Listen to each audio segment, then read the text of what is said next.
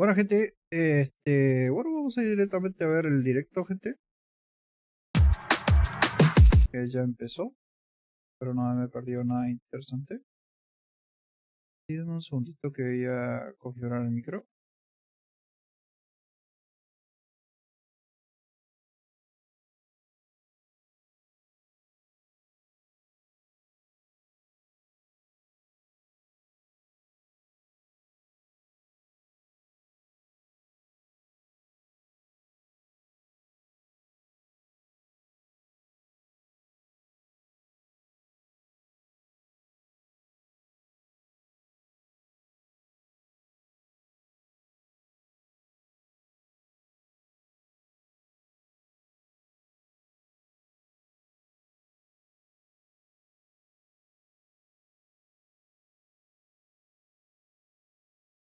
Ahí estamos, gente. Ahí ya tendría que haber quedado. Really amazing plays in terms of like navigation. And the same mechanics, the tried and true stuff, but you know, to their own struggles. Everybody struggles this year. I think a lot of the delays that people are experiencing, or you know, the development struggles, are both because of this new sort of new genre for Halo, but also just working in the pandemic. Like everybody's been impacted by it, and I have to imagine some of that has to do, some of these delays and some of the pushes have to do with a little bit of the struggles of work from home. Sure, of course. Sam, I know you're a big Halo fan. How are you feeling about Infinite? So I actually got a little bit hyped by the trailer that was shown for, it was technically a multiplayer trailer. It's kind of setting up the kind of world of that the multiplayer is going to take place in. But what I really like about Halo is the universe. I love the universe building. And what this did was kind of show how long Spartans have been around, because there's like a little kid that grows up to become basically a Spartan trainer. It's really, really cool to think like, oh, you know, there's generations of Spartans, and this game is about training a new generation of Spartans. That means, you know, we get new tech and everything, but I like that that's all fit into the history of Halo. And like, it also makes me like really want to go back and be like, you know, there's old school, like kind of like retro crummy Spartans, and that's what they're showing here. And then we're gonna see the new ones, and like I nerd out over that stuff. You know, like some of the stuff we show here, like that's what they look like in Halo. Combat Evolved, you know, and it's just I love that it spans a history in the world. Yeah. So December 8th, hopefully no more delays for Halo. But as I mentioned, there was a delay for Horizon Forbidden West, which we've suspected for a while now. There have been reports about that, but finally confirmed by PlayStation. It's coming now, February 18th, I want to say, 2022. That's my dad's birthday. Happy birthday, Mr. Hatfield. I think the last video game he probably played was Galaga. So I don't know if he's planning to play Horizon Forbidden West or not. Well, they're very similar games. They're very similar. Should be able to just jump right in. Exactly, yeah. I don't know, were you, since this had been rumored to be coming for long, was the delay a surprise to anyone? Not at all. Yeah. Okay. I mean, maybe in this sort of setting as an announcement, you know, because it was set up as like, here's an exciting announcement, which surely, you know, release dates and the anticipation around that stuff, of course, that's always exciting. So yeah, I wasn't expecting that little bit of news coming in at ONL, but certainly expecting the delay just based on all the rumors that we've been reporting on too. Sure. It's a tough one for Sony because now that means that Death Stranding Director's Edition or Director's Cut is the only one that's going to be their big exclusive for the fall, whereas Microsoft is going to have Halo Infinite and Forza Horizon 5. Exactly. And Halo Infinite, I think that having the free-to-play multiplayer right there is going to be a great shout for people to be able to play because, like whatever matters, it's that Halo Infinite's multiplayer still stands tall after 20 years, and people are going to be into it. You know, if they can just jump right in. And it's going to have healthy player counts and everything. So I think that it's a great 1-2 punch for the holiday season for Xbox. Yeah, it's a strange situation. Like you said, two big exclusives for Xbox and nothing for PlayStation. Now, in all fairness, PlayStation doesn't typically... nothing. There's good third-party games. Oh, no, you're right. Nothing in terms of a first-party. But out of that competitive console war thing, like, I imagine the pressure was so on to get this game out this fall. So, you know, on a positive note, like, having more time, doing it right, you know, giving the developers a chance to finish their vision at a pace that works for them, like, that's all really good. I just think, like, there's the side of me that's a fan that's just like, yeah, I'm not going to play a giant open-world game this fall with robot elephants in it. Yeah. Mastodons. Like that's a little disappointing. But you It's know, like I can wait till Feb. Cyberpunk should have been delayed. Again, Exactly. it just wasn't ready. Yeah. But people are like, get it out, we want to play it. And then Todos it's like, están esperando a ver everyone's si like, muestran algo del "This game's Battlefield." broken, not ready to go. Yeah. Yeah, you can't have it both ways. And, you know, I think ultimately there's a lot of implications wrapped up in these deals often too, or, you know, specific calendar, you know, release quarters that people want to get out into, revenue goals that they need to hit. So there's a lot to kind of consider when it comes to release dates, and that pressure is very real. But, you know, I think ultimately at the end of the day, every gamer probably, you know, speaking for myself at the very least, I'd much rather everybody take their time and do the due diligence to see their vision realized, as you guys were just saying. Of course. And PlayStation doesn't typically, at least in recent years, the past generation, have a big holiday release. You know, God of War, Last of Us Part 2, Horizon, Uncharted 4, they're all spring releases. Yeah, they do like to own that kind of window, right? And games like Returnal, still very, very good and should get a second win in the holiday season. That's true. I don't think there's any reason that people are going to be like less excited to buy PS5s this fall. So it's like if you know, in order to sell PS5s, generally think all exclusives are necessary. There are a few exclusives, and there's plenty of reasons to get a PS5, and people really want them, and they're really hard to get. So I don't think like the arc of like, you know, getting PS5s is going to change. Unfortunately, it's going to be really difficult. Surely that was it. There, you know, there's not enough PS5s out there. So Yeah, let's just wait. We don't feel pressured to release on schedule anymore. Aren't you relieved if you don't have a PS5? Yeah, PS5, your friends aren't going to be playing this game. Hold all the games. It's That's mind-blowing such a to twisted me view. I love it. that it's actually outpacing the sales of the PS4, which is one of the best-selling consoles Yeah. of all time. That's quite a track record to topple. It's just been a long time, I think, since Xbox had two big exclusives and Sony didn't have something around the same time. Yeah, seems like they're certainly going to own that part of the season. Yeah, for sure. There is a PS5 patch out now for Horizon Zero Dawn, which I think makes a very good-looking game even better looking. I'm right now playing Ghost of Tsushima Director's Cut, and I was recently playing the PS5 update for Star Wars Jedi Fallen Order. They just released one for Assassin's Creed Odyssey, so my point is, it is like nice to revisit these games that are a few years old now. That are now getting PS5 updates, and some of them for Xbox Series X. Sam, I know you were a big fan of Horizon Zero Dawn. You finished it? Beat this one? Yeah, I finished it. I mean, it always gets compared to Breath of the Wild. So like, I'm in this like tough situation where like I had a life-changing experience with Breath of the Wild, and I wanted to finish Horizon. You know, like I got through it. But what I liked about Horizon that other games don't have is that it had these like kind of boss fighty areas with like dinosaurs you didn't have to kill. You didn't have to go out and kill all these robot dinosaurs, but like you could get to the point where like, I think I can take that one on now and then go out there and do it. That's my favorite type of like risk reward exploration. Sure. And so I like that about it. So my question is, you've been revisiting Breath of the Wild recently. Will you revisit Zero Dawn? I don't think I need to. I think I can wait and get the good experience with the new game. Sure. It's a big game too. It's a very big game. And now I do love seeing how the PlayStation 5 handles stuff. Like, you know, it is cool to see the upgraded games like God of War. Like, amazing. Yeah. It looked amazing. Yeah. So that's something sometimes I like to nerd out with a new TV and a new PS5. But there's enough games, as you mentioned, to see this one. Tina, Kat, any plans to revisit Zero Dawn? I don't think so, but I think that one thing that really stands out to me is maybe last generation they would have released an actual packaged copy called Horizon Zero Dawn Remastered, 60 FPS now, and they're doing that certainly with Death Stranding Director's Cut, but I kind of love the new trend of just really drop the 60 FPS patch. Yeah. It's like a new game. Yeah. This is incredible. Slightly quietly too. And watching the trailer of of Horizon Zero Dawn in 60 FPS, oh my God, this game looks amazing. Yeah. It came out 4 years ago, and it looks as good as almost anything on the PS5. Yeah.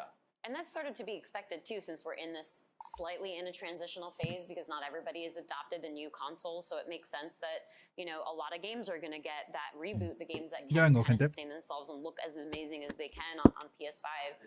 I actually never finished Horizon Zero Dawn, so this is perfect for me. It's the perfect excuse to jump back in and feel like I'm playing a next-gen game. Yep. And I think that this once again shows how we have hit a plateau in terms of graphics. Whereas 4 years ago, that would have been like friggin' ancient history in terms of graphics. And now you can be like, yeah, Horizon Zero Dawn, just bump up the FPS and holy cow, this looks amazing. And meanwhile, standing side by side with these indie games that rely mainly on stylization or Breath of the Wild and that kind of thing. And it shows to me that more than ever, pure visual fidelity, being at the top end, matters less than we think. Yeah, it's also elastic because PCs, right? So Horizon also, came out in PC recently, so it has, max settings on that. You can see how development has really come around to like, we have to make multiple versions of our game work in multiple places, and it just seems to be easier than ever to do that, to scale them. Are there any last-gen games that haven't gotten a patch yet that you're waiting for? And at this point, it feels like a lot of the big ones have already gotten there. We're getting GTA 5 in the holiday season, so we're pretty much getting caught up. Skyrim, Yet again. Yet again. What's the status of Red Dead? Oh yeah, I was going to mention that one. I don't think that one's got a next-gen patch. They've mostly been GTA focused. Yeah, so that would be, that game is already one of the most beautiful games, Right. the best experiences I've ever had playing a game in my life, and I would absolutely go back to that on a next-gen system. Yeah, for sure. I'm in the same boat as Tina. I did not ever finish Horizon Zero Dawn the first time around, so I should probably go back and give it another chance, especially with this patch out. It's just, like I said, there's all these other games that have gotten patches that I'm currently in progress of playing through. So. Have you been able to look and see if you can grab your save and bring it over? I haven't seen. For what? For this. Zero Dawn? Yeah, grab the PS4 save and then play it. Well, I mean, it's not a PS5 exclusive, so Well, you should be able to. Yeah. Plus, it's been It's just a patch. 4 years since I played it, so I should probably just start. Yeah, that's where I'm at. Yeah. Okay. Well, then Might it just doesn't to matter. catch myself back up, play from the Yeah, start. that should be fine. I do like using a guide to get back into a game sometimes. It's fun. Okay, we've got to take a quick break right now, but we'll be back with more Game Scoop. And a little later on, Gamescom Studio continues with even more coverage, trailers, and reveals around some of the biggest games on the horizon. Stay tuned. Founded in 2018, Game Bonfire is the leading Chinese gaming outlet dedicated to bringing up-to-the-minute news to Chinese gamers all around the world. Let's find out how. 篝火营地是中国领先的游戏媒体，创立于2018年，致力于为全世界的中文游戏玩家提供专业、精准、迅速的资讯情报。篝火营地立足于中国，与多家国际一流游戏媒体同行达成正式内容合作关系，源源不断地将最新鲜的游戏资讯第一时间带给全球中文游戏玩家。自成立以来，篝火营地在全网的内容浏览量已经超过5亿，服务了数百万的读者和玩家。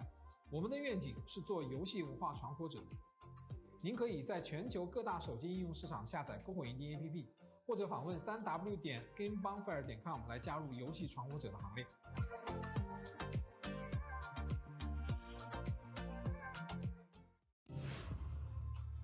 Gamescom 2021 is presented by USAA Insurance.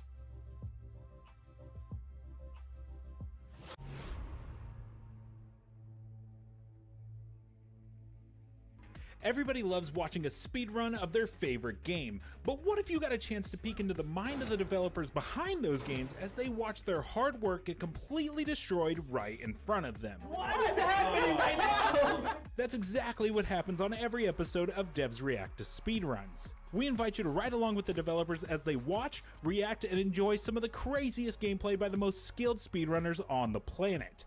Tune in every Saturday for a brand new episode.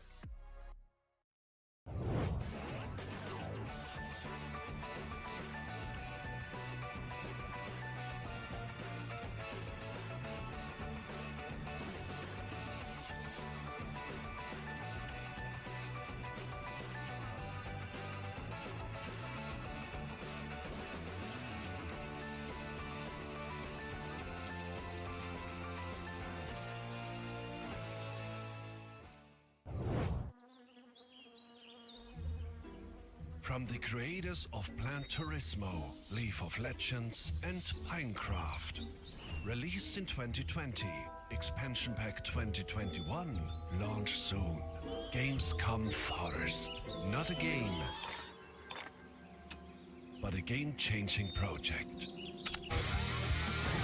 Thousands of trees were donated by the best community in the world because we Need oxygen even more than a good Wi-Fi signal. Save a bee, plant a tree. Let's grow. The Gamescom Forest. From breaking news and exclusives, never-before-seen looks at movies and games, to reviews, Let's Plays, and live streams, IGN brings you all the coverage you need, no matter where you are. Whether you're on IGN.com, the IGN app, YouTube, Facebook, or Snapchat, we've always got you covered.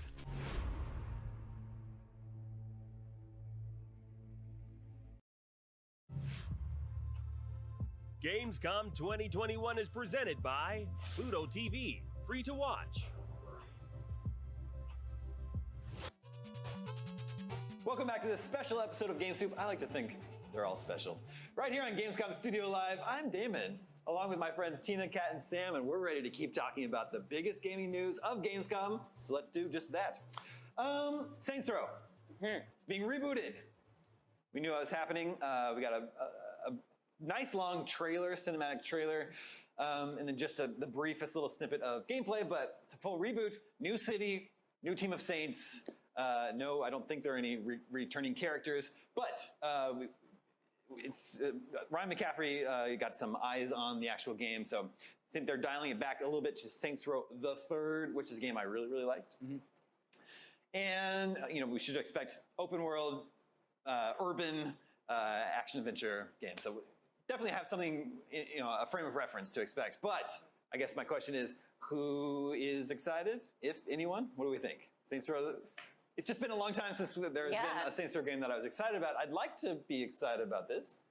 That's a good way of putting it. I'd like to be excited about it too. I mean, obviously difficult to tell because this is like this, over the top, despite the fact that it's a reboot, getting a little bit more grounded. McCaffrey actually did say in his preview that it's still an over-the-top arcadey crime sandbox. So not, a complete removal of a lot of what the franchise has become. But yeah, difficult to see while you can see some of that nature, some of the crazy over-the-top nature with all the, the cars spinning midair and crashing into things and everybody still surviving somewhat magically. Difficult to see between that to see what it's actually going to look like or play as. And to your point about characters, Damon, since you mentioned it, McCaffrey did confirm that the characters that we're familiar with won't be there, but that there may be some Easter eggs. So yeah, there's going to be some sort of small cameos or something. Yeah, maybe the other Saints games have already occurred in this world, and they're known or something like that. References, that sort of thing. Inspiration to the crime syndicate, essentially. Yeah. Gente. I'm positive on this one because it definitely made a good first impression to me. And No sé por qué, pero no creo que muestren nada de Battlefield. Saints Row. It's been a kind of rough time. Agents of Pero bueno, vamos a mirar. Very, very bad. Me quedé con ganas de transmitir el de ayer, ese estuvo bueno. Pero no andaba el puto internet. No es que no andaba, sino que se bajó la subida, bajó mucho. Because I definitely see a opportunity for them because I mean, as everybody loves to joke, the game that we grew up with, GTA 5, it's still here. It's not going away. We don't know when we're getting GTA 6. It might not be till 2024, right? So people are hungry for that kind of single-player solo sandbox experience. Parece como si fuese que estuvieran rehablando de lo que ya mostraron todos estos días. So Volition, if they do it right, depends on the execution. They can come in and definitely fill a gap that has been left. Yeah, that's true. Rockstar's not in any hurry right now. At the very Why least. would they be? Come on. Absolutely, yeah. They have every reason not to be. Yeah, está con el meme este del Windsong of Forest, que es un juego de árboles, no sé cómo. Right, so it's stuff like Assassin's Creed and your Far Cry's and. This gave me a little bit of Crackdown vibes too, like some kind of like super powered superhero. I mean, it's not superhero stuff, but it's like these big weapons, kind of fantasy things. It's interesting. Oh, we're already on Far Cry. I don't know if this is our cue to talk about Far Cry. Well, what's interesting is that now we're back on it. I was going to point this out. The setting is all in a southwest region. So they show this is outside. They show dinosaurs, which are outside of LA. They show kind of a Death Valley area. Then they show high desert that's supposed to look like Arizona between Las Vegas and Phoenix, kind of. And I think that means there'll be some pretty good potential for environments like Grand Canyon, Hoover Dam, like things like that, which that's what excites me about an open world game is when you get out of the urban parts and I'm not a huge GTA fan, but I really like it when you're like out in the mountains. There's like a mission about Bigfoot and stuff like that. Like those are my favorite parts of the GTA game. So I'm looking forward to that in exploration wise. Yeah, Sam, I get what you're saying, but at the same time, GTA 5 is based in California basically, and so it's a similar vibe. And I wish that they would go for a somewhat different setting. Like, give me some snow. I've been saying for years, make GTA Fargo. Hello. Well, that is smart. Big open Midwestern vibes with creepy cornfields and aliens. Oh, I love it. Now, GTA 5 started in snow, and there is an alien in the ice, so they can just expand on that. Yeah. Remember that Easter They egg? set the formula. Yeah, it's true. One cool thing about the environment too is that McCaffrey alludes to this in his preview, but you should be able to build like around your properties, and then he made reference to the characters, and each of them seem to have like different specialties, different abilities. So I'm really interested in how that plays out, and if you can actually kind of invest more in one territory over another. It's kind of unclear right now, but it seems like there's good potential there for some extra world building that you have your own hand in. Yeah. I don't know. So like the first two Saints Row games have their fans, but they're much closer to GTA clones. And then the Saints Row the Third is where the series really came into its own and felt like it was something unique and special. And GTA kind of bounces back and forth between seriousness and silliness. And Saints Row the Third was just, we're just going to go all in on the silliness, and that really worked for it.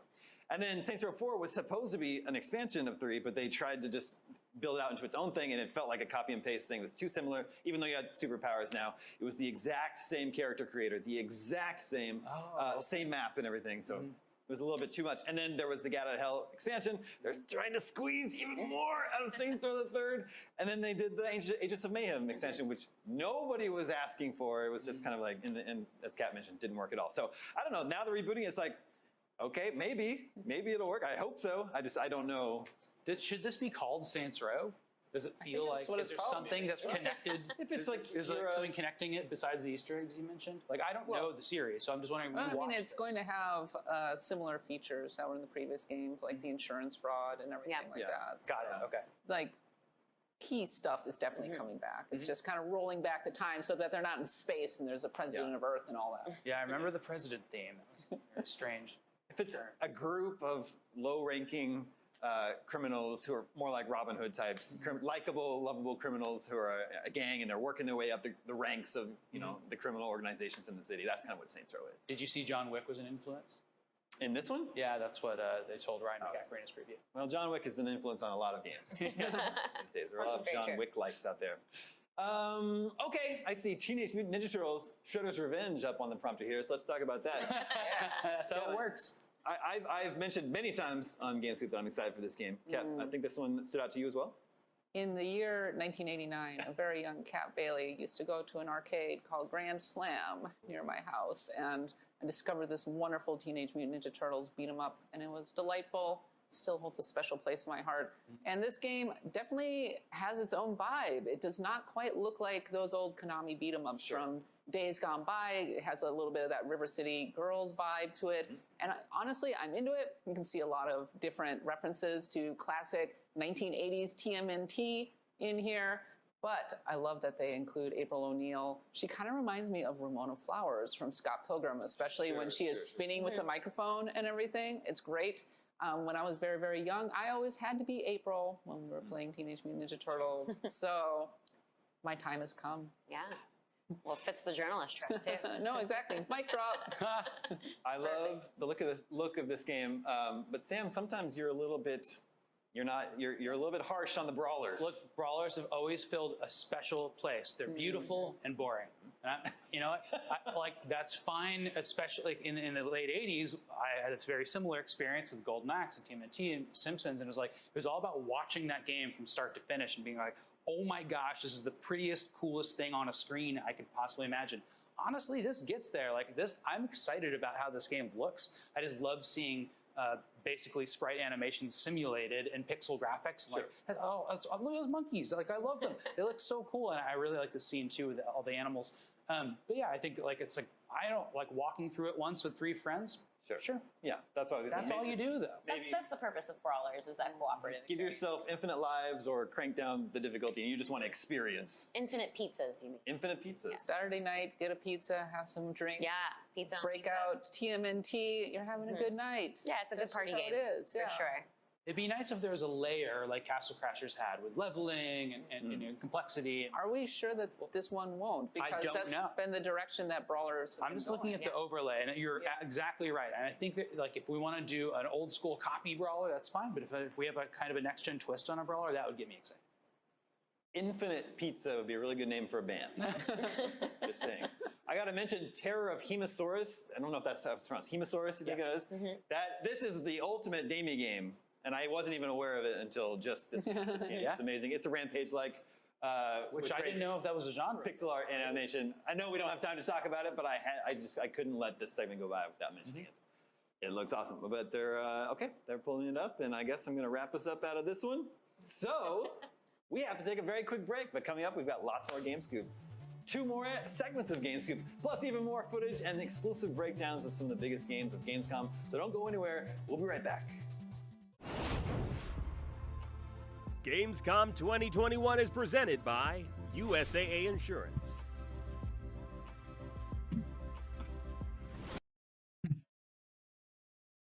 Contestando unos mensajes, gente.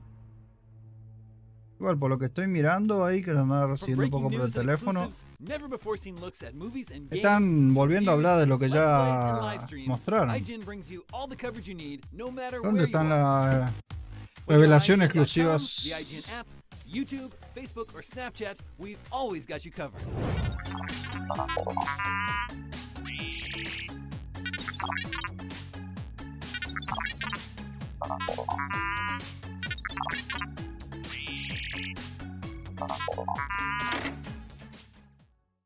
In a world with non-stop news about Marvel, DC, Star Wars, you need a show with accurate reporting, hard-hitting commentary, and Me, Akeem Lawanson, host of IGN's new show, It's me, The Mario. Fix Entertainment. Whether it's the latest superhero scoop, film fiasco, or anime announcement, I'll be here covering all the breaking movie, TV, and streaming news that matters most to you. Make sure to catch The Fix Entertainment on IGN for your fix of entertainment news.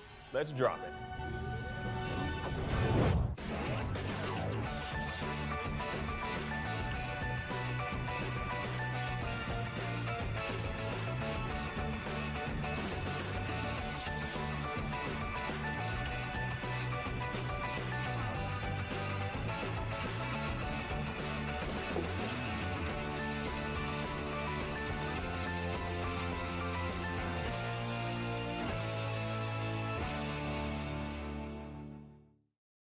What's up, everyone? Sydney here to bring you a little update about the future of IGN on YouTube. We've been listening to your feedback, and it seems like some of you are more into games, while others are more interested in movies and TV. So we got to thinking about it and decided, why not both? Our main channel will still bring you all the biggest news, reviews, previews, and trailers to keep you up to speed on the most important highlights. But if you only want games content 24/7, head over to IGN Games. Movies and TV more your thing? Check out IGN Movies and TV. More channels, more of the stuff you love, more IGN.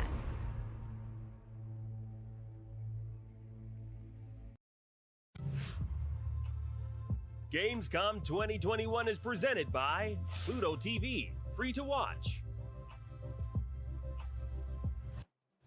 Welcome back to Game Scoop, coming to you live from Gamescom 2021. Damon Hatfield here with Tina Amini, Sam Claiborne, and Kat Bailey. Remember, if you want to learn more about our sustainability project, Gamescom Forest, revel in some Gamescom memories, or catch up on anything you may have missed, head on over to now.gamescom.global or follow Gamescom on social media. Let's jump back into the gaming goodness, shall we? Another game that was making waves at Gamescom this year is Dokev, which I think is a Pokemon-like from... Who knows? It's a many games like. It's a free-to-play MMO by the developers of Black Desert Online. Black free to Desert play. Online. Perlibus. Pero And it's, I sí, think eso se ve people are interesante. really, really Un impressed with the poco visuals here. extraño, which was pero also the Little case with Black cupid Desert doll Online. children. Yeah. Yeah, What to make of it? definitely. It definitely looks very impressive. If you're listening to this in podcast form, you should definitely check out the trailer. It's called Dokev. Técnicamente es de pronounced Dokev. Era Aravis, It's like no got a es very el cool que living sort of hizo cartoon look Black to it. Desert, me parece. And technically it was already revealed. I think this is probably the first time a lot of people have been introduced to it at O&L. Es un MMO en So teoría, it's a bit gente. of an outlier in terms of a lot of the other, like, you know, big AAA titles, and then you get this cute thing. And I saw a lot of people reacting to it, so it seems like it's really catching an audience really quickly. And, you know, we had a developer walk through around this game where they were speaking to how they wanted to create an experience that would be kind of family friendly, but also evocative of reality in the sense of, like, you know, most games want to have realism. The quote in particular is they didn't want it to feel like a virtual world. They wanted it to feel like a reality. So not introducing those elements, but actually kind of trying to mimic it in almost a sim way, which, you know, it establishes that in some territories, and it feels like, you know, there's like a Monster Hunter vibe, a Pokemon vibe, even an Animal Crossing vibe. Like, there's just a lot going on here. So it does seem like this fully realized world. Like, you can customize the just environment and kind of decorate it. You can go jet skiing. You can kind of like hang glide with an umbrella for whatever reason. So maybe that's got a bit of a Breath of the Wild vibe to it too. Just a ton going on in this game. Great vibe. I will say that based on the track record of Black Desert Online, I would be a little worried about grinding because that was a game that was known for being pay for convenience, where you would be paying to be able to level yourself up and everything. Love the vibe, love the graphics. It's kind of like Big Hero 6 meets K-pop, which is pretty awesome. And it's enough to at least make me want to give it a shot. It's not generic. It's not kind of the generic fantasy that Black Desert Online was. Apologies to Black Desert Online fans, but yeah, no, we'll see how it turns out. Pronto será but meramente dang, cooperativo el I can see juego. why it really was making waves on social media, because especially the environments. Like, I love the vistas. Porque tiene pinta, ¿eh? Sometimes they pull out and just show like this huge valley with a sprawling town and mountains behind it. It's like, that's You're grappling, Yeah, the game looks really cool, and it's impressive that Prolobis can impress again with their visuals in a completely different style from Black Desert Online. Yeah, it just really stood out as like incredibly unique alongside the rest of the lineup. Tiny cars. Okay, another big announcement from Gamescom this year was Midnight Suns, the long-rumored Marvel XCOM game from Firaxis. And this is a game, they're being a little cagey on what the actual gameplay is like, but you know, we know it's gonna be a tactical strategy game where you've got a roster of Marvel heroes like Wolverine, Ghost Rider, Iron Man is in there. I think it's like 12 characters total. And then you, the player character, are a completely new Marvel hero created just for this game called the Hunter, I believe, that you get to customize. And you'll be going out on missions, tactical missions. Obviously, I don't think anyone's expecting this to have permadeath, but you know, XCOM-like tactical gameplay, and then you come back to your base where there's going to be some sort of a relationship mechanic where you can choose which heroes you want to talk to and form relationships with. I don't think it's going to get particularly romantic. Very, very, very good friends, I think was the quote. Best friends. Yeah. Very, very close. That was So, Kat, I think you had some thoughts on Midnight Suns. I mean, I loved XCOM. I love XCOM and XCOM 2, and I think Firaxis is an incredible developer. The most recent XCOM was kind of like middle of the road, so we'll see. This is a very different vibe from your traditional XCOM game, because XCOM is basically like survival horror, right? You're playing all these soldiers, these terrifying aliens, you're like, what's going on? Here you're playing as superheroes. You're playing as Doctor Strange, you're playing as Iron Man. The Hunter themselves are superpowered. They have light side powers and dark side powers. So it completely flips the script. You're the super powerful one. You're beating mobs of enemies. They're going to have kind of a similar structure to your typical XCOM game, but with the destructible environments and everything. But it's going to be very different and won't have permadeath. Can't kill off Captain America forever. So it's going to be really interesting to see what the gameplay looks like when it finally gets fully revealed. Yeah. And they did specify, like, you know, it's a tactical RPG, so there's the fact that you can get close to some of your other superpowered friends kind of impacts the gameplay. They didn't go into specifics of exactly what that would look like. I love that it's basically like Persona. Okay, so you go back to your base, and you can be like, I'm going to go hang out with Wolverine. We're going to watch TV. Oh, no, Wolverine doesn't want to watch TV. What does Wolverine want to do? Curmudgeon. And depending on that, it builds up the relationship. And if it gets to the maximum level, you unlock a new costume, which has super, like a final ability that will be battlefield changing. So I'm like, oh, so they're just going full on relationship mechanics, but you're not dating. Yeah. No love scenes. Maybe in the sequel. Sam, what's your read on this? You famously have said something along the lines of nothing is more fun in turn-based, or turn-based is never more fun than real-time action. Something like that. Yeah, I mean, I have never played an XCOM game except for the Mario vs. Rabbids stuff, so I can't really speak to the gameplay, and I will try it. I don't like how the Marvel characters look in this game. I think they look. I mean, I'm so used to MCU now that threw me off in Avengers also, and it needs to be a comic book style or just use the actors' likenesses. That's where I'm at this point, and then there's some additional layers to this where I think like Wolverine looks like so like beefy and ridiculous, and so for some reason that really bothers me. And I don't know what it is. I just don't like the art style. Toy figurines instead of the comic book style. Yeah, they are like What that. If, for instance. It's a problem. I love What If. Yeah. I love how that looks, and I love how it plays on the likenesses of the actors and it does its own thing. But yeah, I don't know. I know people love Marvel for all of its different art styles, so I don't want to yuck anybody's yum. This one does not do it for me. If anything, they're really leaning into the comics because they have some deep cuts. They're bringing back Blade. Oh, I know it's getting a movie and everything, but they got Robbie Reyes as Ghost Rider, who drives a car, like a muscle car and everything. And also, Doctor Strange kind of looks like their comic book form. And then, like, Midnight Suns itself is a storyline from, like, 1992. I was going to ask about that. Supernatural characters. And they're like, so why Midnight Suns? And they're like, Jake Solomon's like, I really liked that story when I was growing up. And Marvel gave us carte blanche to do whatever we wanted, and I did. And I'm like, they're really leaning into the comic book vibe. That's okay. But also slightly making it kind of their own universe, too. Like, they took some creative liberties, as far as I understand. Definitely, yeah. It's actually, the title has changed. The game is Sons, S-U-N-S, and the comic story was Sons, S-O-N-S. So they made that change. Maybe they just made a mistake in the graphic. Ship it, it's fine. Is it too late to change it? Okay, midnight. If you make that mistake in motion graphics, you got to just go with it. Is Ghost Rider maybe at the center of a bunch of this? Because like everybody's head is on fire. Yes. In the original comic story, multiple Ghost Riders were at the center of it because the main villain is Lilith, and one of Lilith's minions is a main Ghost Rider villain. Okay. So I did read the summary of Midnight Suns before this show. Nicely job. We also did get an update on Lego Star Wars: The Skywalker Saga. Still don't have a release date, even though that game has been delayed multiple times. Yeah, it was planned for 2019 fall. I think it's, now we're spring 2022. It's made the circuit several E3s and Gamescoms for years now, but now we have a window, spring 2022. It's looking great. Oh yeah. People love the Lego games. I love Lego Star Wars in particular. I love Lego Force Awakens. Interesting to see how they'll be handling 9 movies in one game.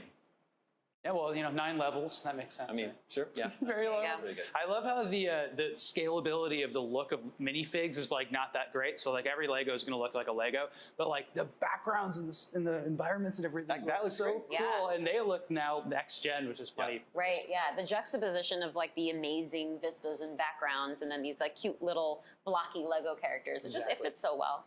I was there when it came out on the PS2 long ago, and it saved the prequels in my mind. And the reason it saved the prequels was because they were miming them out and didn't take it too seriously. And it was hilarious. And it had so many weird characters in there, all of whom had their own abilities. I could be playing as, Django, Fett, who I usually did. And it was great. And I wish they didn't bring the voices. Why do they have to have voices? Just have them mime out the stories. Because you're not going to make Rise of Skywalker better with voices. Come on. Well, we'll see if it can work its same magic on the sequel trilogy. All right, it is time for one more very quick break. But we promise, I promise you so much that we're going to be right back after this. Just trust me, we'll be right back. There's more Game Scoop after this. Crows is an upcoming open world shooter targeting a PC release. Let's take a look at the Crows gameplay trailer.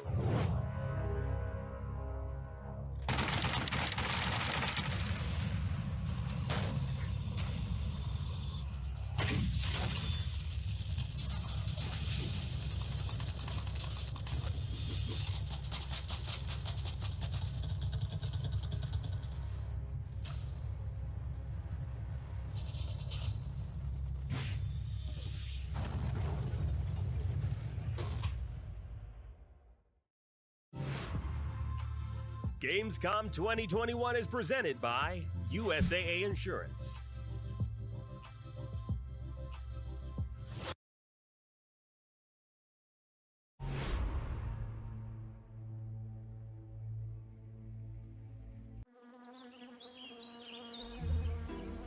From the creators of Plan Turismo, Leaf of Legends, and Pinecraft. Released in 2020, Expansion Pack 2021, launch soon. Gamescom Forest. Not a game, but a game-changing project. Thousands of trees were donated by the best community in the world because we need oxygen even more than a good Wi-Fi signal. Save a bee, plant a tree. Let's grow. The Gamescom Forest.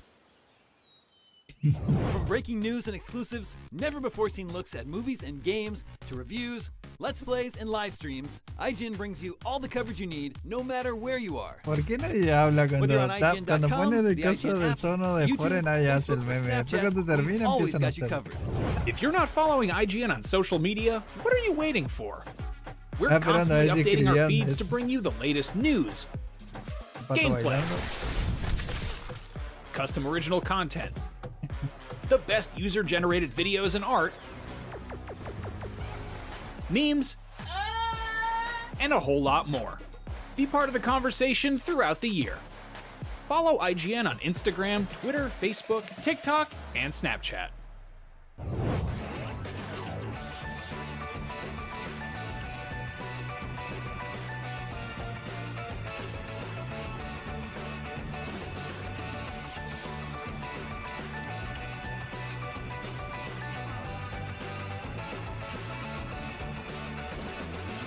Hola Mauricio. Sí, están repitiendo lo de ayer y sí, lo de los días anteriores. Yo esperaba que por el título estuvieran mostrando cosas, revelaciones justamente, pero parece que era medio un baile lo que dijeron. Pluto TV, free to watch. Así que Welcome back to this very ya special mirá, Gamescom un rato 2021 más. edition of Gamescoop. Damon here with Tina, Sam, and Kat. Let's jump back into things for our final discussion before the reveals continue to roll out on Gamescom Decía 2021. exclusivas revelaciones, It is time, everybody, to take a look at amor, the o release sea, calendar. más que. After in the wake of another Gamescom, lots of new release dates popped up. So let's see what we can look forward to playing over the next year or so. The next one that's coming up is WarioWare Get It Together on September 10th. And that was a game that was just released at E3, and I feel like it's been a little bit quiet since then. But like, you like Todos están the esperando WarioWare. que hablen de Battlefield. No dice play every nada. WarioWare, and I Bueno, think pero es it's cosa de very exciting Electronic thing to Arts. happen. That's coming in September, which means that and Metroid are basically the things I'm going to play on Switch from Nintendo this fall. I'm not really into Pokemon, so Yeah, see what happens. They're just about a month apart. So then also in September, we got Deathloop, which we have a recent preview up on IGN right now, also from Ryan McCaffrey. Yeah, Guys, he's a been a very busy busy man. And he has positive impressions of the game so far, so I hope that turns out well. I really like arcane games. Super anticipating this one. Yeah. It's so clever. Arcane is really, really good. Love the vibe. Going back with the 60s Hitchcock look with these games. Not something you see every day in games. Can't wait. Yeah, absolutely. I'm like, there's so much to look forward to the rest of the year. And then, of course, 2022 and a few games that we don't have release titles for. But honestly, I'm just like September 2021. I'm happy to just focus right in front of me. Yep. We've got the PlayStation exclusive Kena Bridge of Spirits on September 21st. I'm into it. Which I'm always reminded that it's one of the PlayStation exclusives coming up. I haven't done the research to actually know much about the game. Could be one of the breakout hits this fall. Think so? Yeah, because I mean it's gorgeous. Very, very pretty. And it's going to be a PlayStation exclusive, if I recall correctly. So I kind of retract my little bit about like, they only got Death Stranding. Well, if this ends up being as good as it looks, this could be a really surprise hit. I hope it's good. But speaking of Death Stranding, that's on September 24th. Sam, you gonna play it again? I would like to play what they add, so if my save holds and I can like hop in there and mess with the jetpacks and the new cars and that kind of stuff, that'd be good. But I do want to play those new missions because they look like Metal Gear inspired missions, and I'm really into that. Yeah, they're interesting. I only played a few hours of that release, so I should probably give it another chance. On PS5, Lost Judgment is out the same day though, and I really liked Yakuza Like a Dragon. So I don't know. Kat, I know you're a big fan of just Yakuza in general. I actually prefer the turn-based vibe, and I like being with the gangsters and everything. Judgment definitely is a great change of scene, and I like that they're really expanding the formula. But Damon, you're forgetting the game of the year that's coming out in September, Tales of Arise. Tales of Arise. Xbox I did. Series XS? I did forget about that indeed. I didn't even know what that is. It's a gorgeous JRPG. It's the first time since like 2016 that we've seen a new Tales of game. And I mean, everything kind of has a little bit of that Genshin Impact, Breath of the Wild vibe. This one does too. So actually, in all seriousness, keep an eye on it. It looks really good. Yeah. Cool. Getting into October, Far Cry 6 is coming on October 7th. And that's the game I'm definitely going to play. But I don't. There's like not a lot to talk about that one. There's another story trailer released for it over Gamescom, and it's just like that game was supposed to be out in February, and we kind of know what Far Cry is, so I think you're either on board or not at this point. Also, but the day after that is Metroid Dread, the aforementioned Metroid Dread, which maybe we'll play that on a Switch with a better screen too, which would be kind of fun. I have it on pre-order. You got a pre-order? Yeah. Nice. Those are hard to nail down. I am such a mark. It's like prettier screen, want OLED, but in all seriousness, Metroid Dread looks pretty good. I think that it's the end of a saga. We'll see, like, what is the final fate of the Metroids? I guess we'll find out. Yeah, that's true.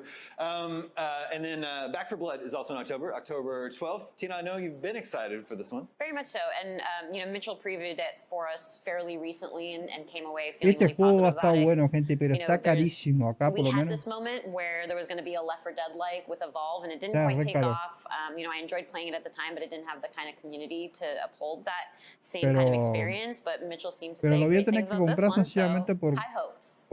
Tener contenido, o sea, por Battlefield 2042 is out October 22nd. I'm not going to play that. I'm going to play the hell You're out going to of play that game. Okay, we'll go. está en octubre, el mismo mes del Mark of the Battlefield. year, though, because Battlefield 5 was not very well received by fans, so this is kind of can this be a bounce back for the series? Now it's Battlefield's turn to not have a campaign, I guess. Call of Duty has experimented with that in the past. Campaigns are overrated in these Ahí kinds of está, shooters. poco Battlefield por lo que la gente quería. So, Pero es el trailer que ya vimos. is October 29th. Sam, you reviewed the last one. I did review the last one, but they've always not had enough content for me, and this one looks like it might change that, so we'll see. Yeah.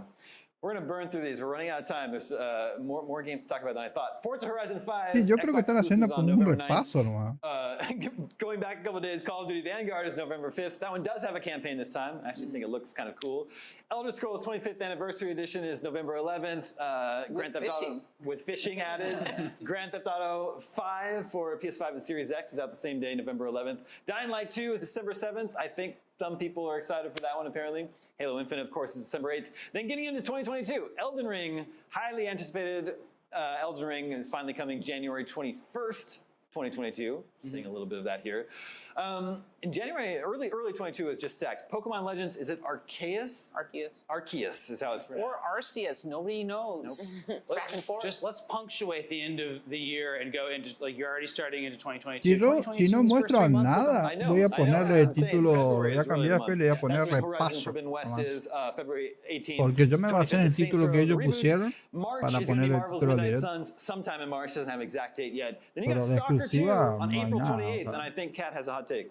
I do have a hot take. I A think menos it's que going to be venga algo the después biggest de game of esto. 2022 outside of like Starfield. It's going to be Witcher big. It's just Yo diría que everything lo is que falling into más place. It is gorgeous. destacó ayer It's fue shooter. It has a really good, interesting vibe. We've seen in the past these series that have Legion cult Fire hits, fan bases on PC moving over to console, becoming like a no like sé, day-and-date Network console diría. kind of situation, right? We saw that with Witcher. I think this is going to be it for Stalker. All right, we shall Realmente. see. And then, of course, Starfield late. Además porque dijeron que van a hacer otra vez lo en el World. And that about Para does apagar it un for poco el this hype. very special Gamescom edition of GameScoop. One quick note before we go. Scoop Nation, I have to let you Yo probé la beta know del this is it for me. I'm going to be del going on paternity Legion leave Fire 4, practically right after pero no we puedo take hablar this. My porque wife and tiene I are NA. expecting our second child any day now, and what you're seeing on the Está muy screen bueno. here is an Me gusta porque enactment resulta que hay of what pólvora could have en el happened juego. Yo this pensé que week. era enteramente At medieval. any moment, I might have gotten the call and had to rush off set. So I want What the to. fuck? Yeah, that's what happens when it's go time. Definitely want to thank Baby Hatfield #2 for waiting and letting me finish up all my Gamescom taping. Can't wait to meet you though. So I'm going to be out for most of September, but fear not. I leave you in the very capable hands of Tina, who will be hosting GameScoop while I'm away. So. Everybody have a great September. Play some really fun games. We'll have Pinta lots que va to a talk about terminar when esto I así come nomás. back. Yeah. So ¿Qué? remember, you can catch anything you missed over at now.gamescom.global, or you can help the community quest for real-life prizes and keep gaming from being plunged back into the dark ages at now.gamescom.global/epics with an X. And if you want to stay on top of what's to come, check out a full Gamescom schedule at IGN. Also, be sure to check out new episodes of GameScoop every week on IGN, YouTube, and your favorite podcast platforms. All right, we've got more Gamescom Studio in the not-too-distant future ahead. Grab a snack and a drink, get comfy, because there's lots of fun and surprises waiting for you right after this. Stick around.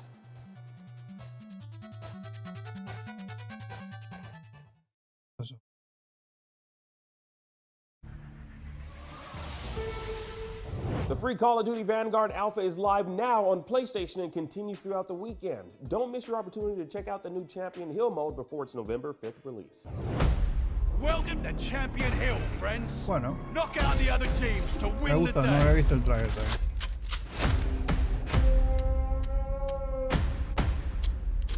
Time to fight like you mean it.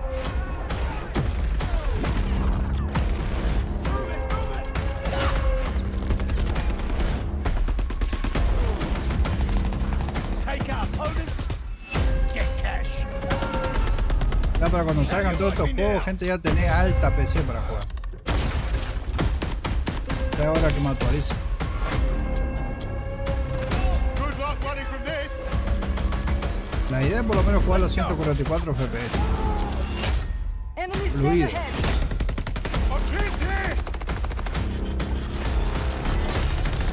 Back into the fray, soldier. Esa es la idea. Preload the free Champion Hill PlayStation Y Alpha. streamea mejor calidad también. Pues tengo una PC vieja ya. Gamescom 2021 is presented by Pluto TV, free to watch. El mes que viene ya It's been actualizo another todo. big year for gaming, and Gamescom is proud to present the Gamescom Awards for 2021. Here are the nominees for Best RPG. A ver, Elden Ring from Bandai Namco. ya ganó el de Ring. Encased from Koch Media. Tales of Arise from Bandai Namco. El de Ring. And the winner for Best RPG is Elden Ring from Bandai Namco. Sí, la gente lo está esperando un montón. Featuring a completely new world and mythology created by Game of Thrones novelist George R.R. Martin, Elden Ring looks to elevate From Software's signature blend of action, adventure, and RPG elements to bring gamers a whole new experience. A trip into dark fantasy filled with discovery and, of course, plenty of death around every corner. After all, this is still a Hidetaki Miyazaki game. It's no surprise this much-anticipated Souls-like found its way to the winner's circle in the Best RPG category. To accept the award, here's more from the team behind Elden Ring. Hello everyone, I'm Antoine Jamet, Head of Marketing at Bandai Namco Entertainment. On behalf of everyone at Bandai Namco and our friends at From Software, I want to thank all the fans and all the media around the world for this great award of the Best RPG for Elden Ring. As you know, Elden Ring is our most ambitious project so far, and we can't wait to show you more. So I hope to meet all of you soon in the lands between. Thank you. Hello and welcome to Gamescom Studio right here on IGN Live. Once again, I am Damon Hatfield, and joining me right now are Stella Chung and Michael Swaim, who will be helping me reveal a pile of brand new trailers and introduce some of the developers who will be showing off their new games. And you know, helping Damon out is great, but there's someone else we're even more excited about helping. The trees. That's right, Gamescom Forest is Gamescom's ongoing effort to make this little blue planet just a little bit greener, which is something I think we can all agree is in our best interest. You know, unless you're a Captain Planet villain. You can find out more at now.gamescom.global. The power is yours! And even if you are a Lo hacen a propósito porque la gente se ríe de esto. Dr. Blight. There's plenty of other stuff that's sure to interest you. Gamescom Now is your one-stop shop for all Gamescom content. Speaking of Gamescom content, Stella, what's coming up? Well, Damon, once we stop bombarding our extremely patient audience with information, we can start showing some of our trailers, and later on, we've got a live episode of Beyond, IGN's PlayStation show. And to cap it all off, we've got the Gamescom wrap-up. That's the part of the show where we completely wrap Michael Swaim up with toilet paper to make him look like a mummy. Excuse me, point of order, that is an enormous waste of paper and therefore a direct affront to remera, my dear friends, the trees. And no es una probably remera, our eso es friend una Kim camisa. Porcher, who's Camisa manga right over corta. there. Con unos... Well, it looks like we need to find something more ¿Cómo se llaman sustainable eso? to wrap Michael Swayman. While we're doing that, why not check out some new trailers? A ver, a ver. Por fin, loco, algo interesante. Todo de puta, tener una hora hablando huevadas. Hatred. Grief. ¿Qué carajo es eso? This place reeks of them. There's something here. It awoke on that day. Es la she de... came to la que están dos realidades. Ajá, esa. What the hell are you, Neva? Medio. Medio una final no salió todavía o sí salió. Pues lo habían retrasado, me acuerdo.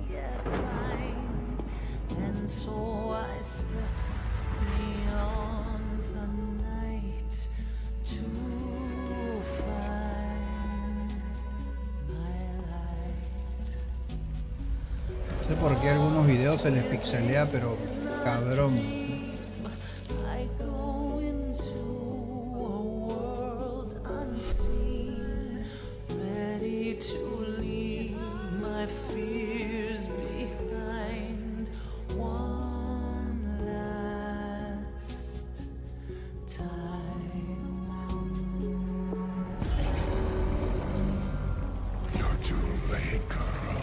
Está bueno ese bichito. ¿Cómo le habla?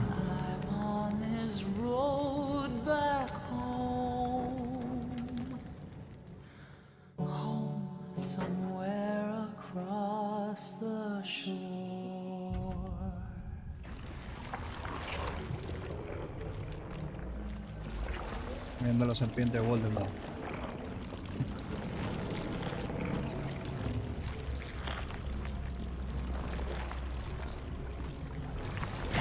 This cancer has spread far enough.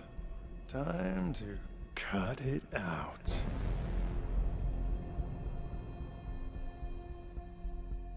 Ah, para PS5 va a salir. Ok. Septiembre 3. No, en septiembre sale.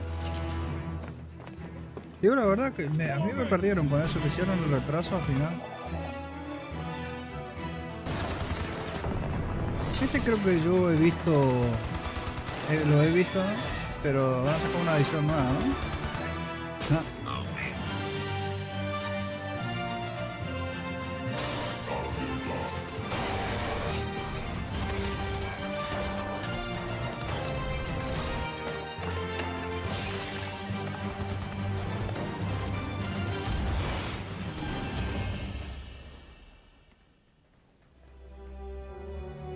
Interesante.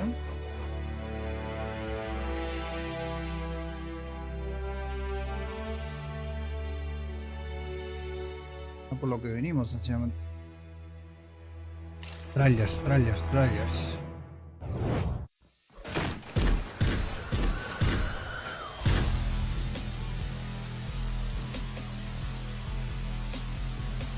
¿Por qué no le pusieron una cuenta atrás de cuánto faltaba para que muestren los trailers? Eso tiene que haber hecho.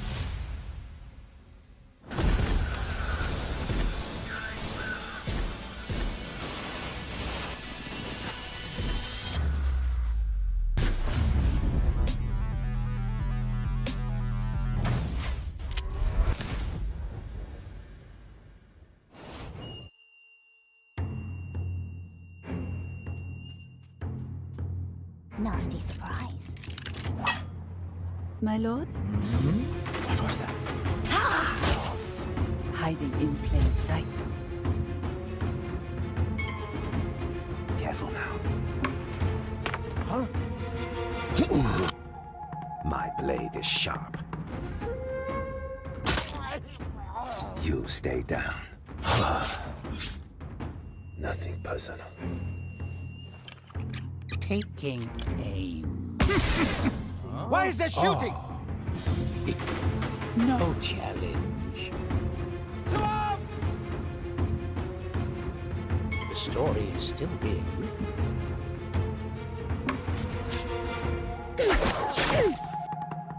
So many tricks. Stick and stab. Un estilo comando, sí, pero el samurai. Ninjas. I have a question. Yes? We do this for Mugen. How? An elegant death. Sí, más ninja que otra cosa. Un Tactic. Ya un Tactic, eso no había salido. ¿Un DLC? Pero... None shall remain standing.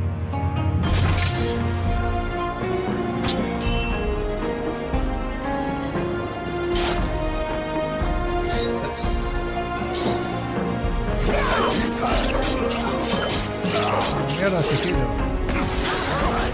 Oh. Siempre.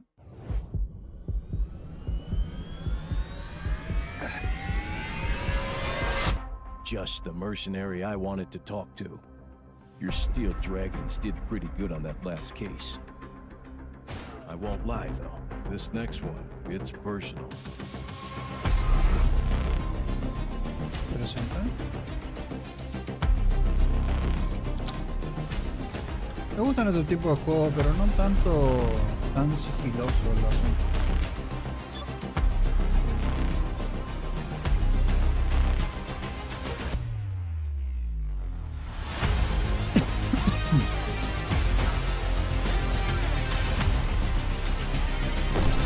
Bueno, parece que se pueden resolver sin necesidad de ir en sigilo.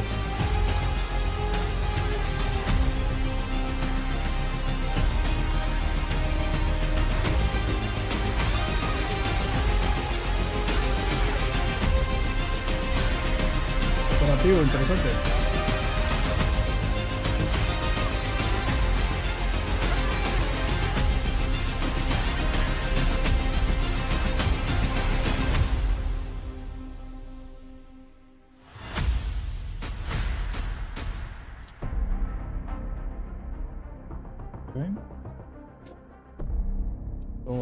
You just saw new trailers for the Medium, Hypercharge Unboxed, Severed Steel, Shadow Tactics Blades of the Shogun, Aiko's Choice, and Project Haven.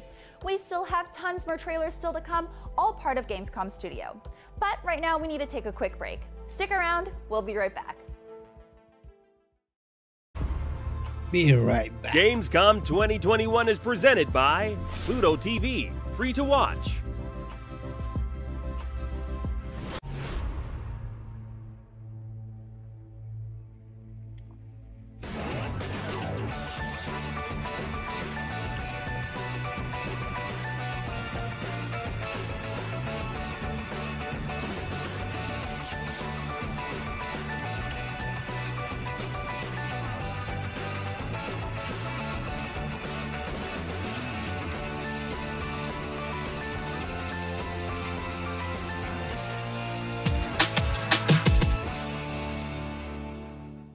Breaking news and exclusives, never before seen looks at movies and games, to reviews, let's plays, and live streams. IGN brings you all the coverage you need, no matter where you are. Whether you're on IGN.com, the IGN app, YouTube, Facebook, or Snapchat, we've always got you covered.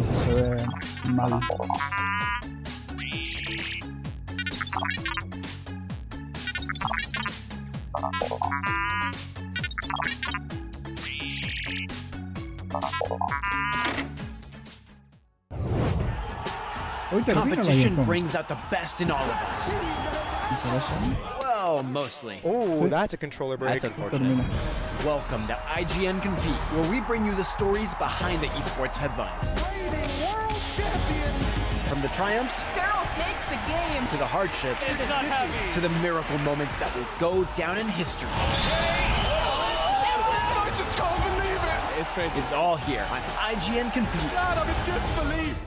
In a world with non-stop news about Marvel, DC, Star Wars, you need a show with accurate reporting, hard-hitting commentary, and... Me, Akeem Lawanson, the Me, host of Mario. IGN's news show, The Fix Entertainment. Whether it's the latest superhero scoop, film fiasco, or anime announcement, I'll be here covering all the breaking movie, TV, and streaming news that matters most to you. Make sure to catch The Fix Entertainment on IGN for your fix of entertainment news. Let's drop it.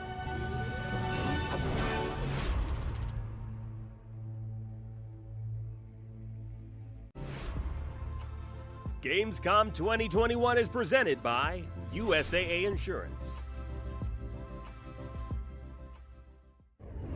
It's been another big year for gaming, and Gamescom is proud to present the Gamescom Awards for 2021.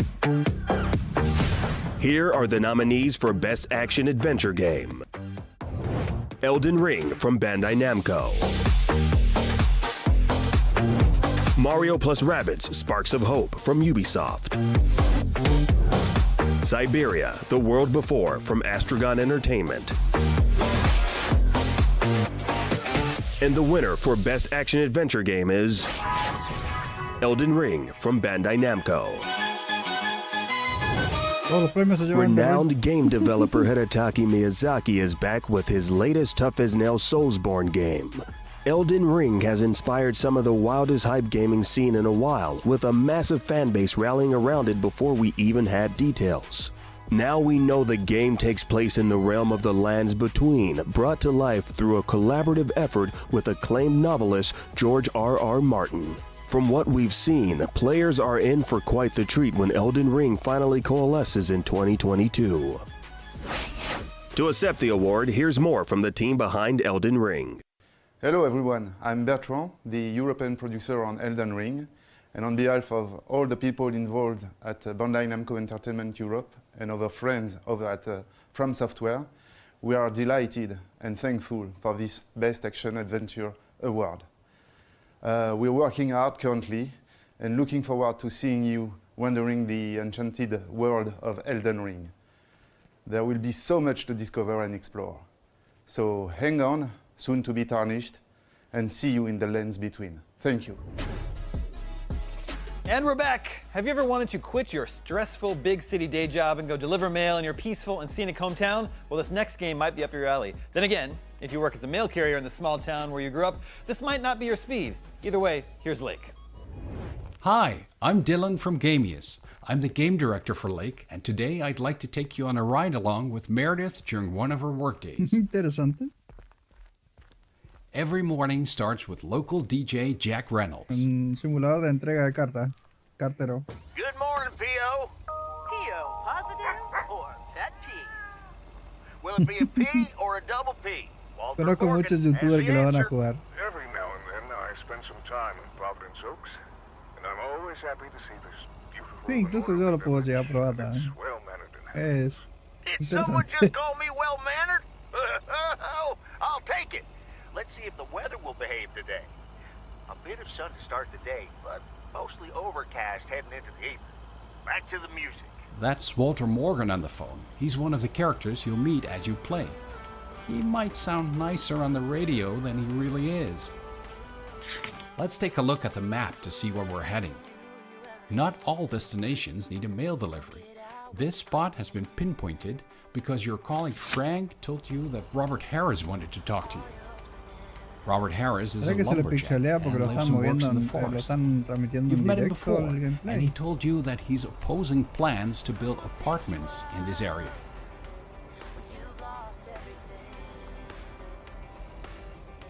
Whoa. This is close to where I had my first kiss. That's one of her musings. They're triggered when Meredith visits various places around Providence Oaks and help you learn a little more about her background. But back to Robert and his apartments. By meeting him earlier, you've already found out that he's not particularly fond of dealing with bureaucracy. And while he's not the type of guy to ask for help, the game does present you dialogue options in which Meredith offers to help him out. This works the same for lots of other situations in Lake. If you're not interested in spending time with other people, you don't have to. Let's see what my choices will be here.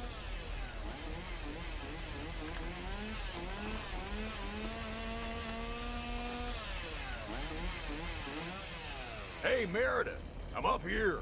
Hey, Robert! Wow, that's really high. What? I can't hear you. Maybe you should come down. Sorry, I can't hear you. Maybe I should come down first. We may or may not have deliberately objectified a lumberjack here. Can you hear me now? Hi, Meredith. Loud and clear. Over. Thanks for coming out here. This arborist job came up suddenly. Awesome. I'd love to try that sometime. It's great up there. I used to climb a lot. Still do, actually. But now I get paid for it, too. Anyways, I figured it would also be good for you to see where the apartments are planned. Oh, here? Really? What a shame. Fear not. I have masterminded a wild card plan. Tell me all about it. I've scheduled a recording session at a professional sound studio. Right, and then? Well, we'll start jamming. Some music producer accidentally drives by, offers us a contract on the spot. Next stop, rich and famous. I got a feeling you're not being serious right now. Yeah, you got me there. It'll actually be a radio message to get the people in Providence Oaks involved. This afternoon at Jack Reynolds' barn. A professional sound studio, huh? Okay, I'm in. Great. Meet me there after work. I gotta get back up in this tree now. See you later. Bye. Be careful up there. Thanks.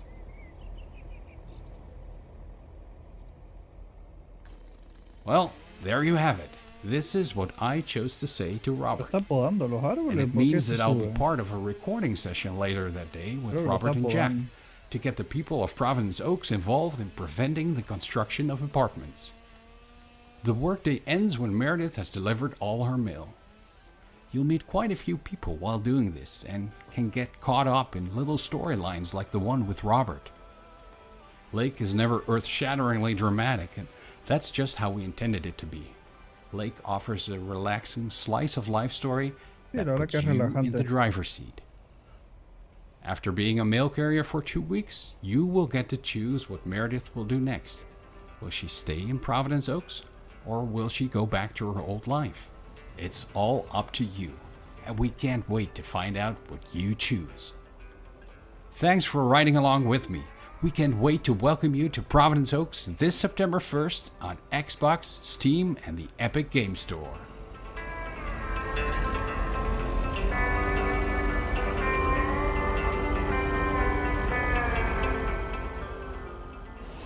If Lake looks too relaxing, down to earth, and slice of life, our next game is a bit more adventurous, airborne, and slice of monsters.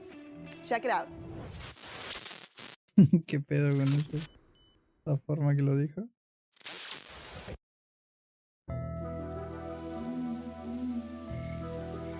Hi guys, my name is Anna, and I'm a co-producer and lead game designer of The Path of Calidra. This game is created in co-production between Warsaw Game Studios based in Poland and Brazilian Final Boss game developers. We'll show you just a small piece of the game in the following video, but mind you, this is purely focused on combat mechanics. If you want to check it out yourself, it is readily available on the Steam platform.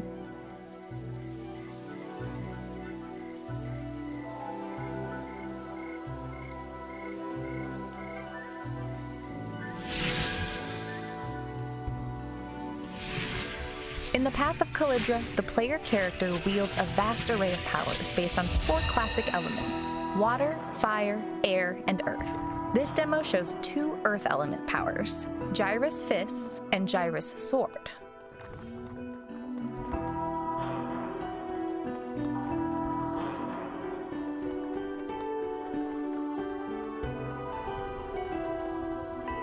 The combat is based on a combo system that lets you combine attacks to achieve different effects with variable damage. You can smash your enemies with giant puppet hands, slice them with an awesome laser sword, duh, or summon the school of stalagmites to pierce your foes. However, you don't need to use all those flashy effects to win the scrap. You can always rely on basic combat moves and still be satisfied with the results. We wanted our combat to follow the philosophy of easy to learn, but hard to master.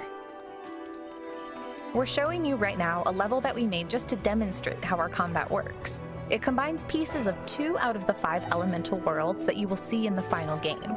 Matthias is the protagonist of the game, who embarks on the journey throughout the magical kingdom of Kalizgor, along with the mysterious being called Calidra. They will brave the lush tropical jungles and dive into the depths of the ocean full of remains of ancient civilization.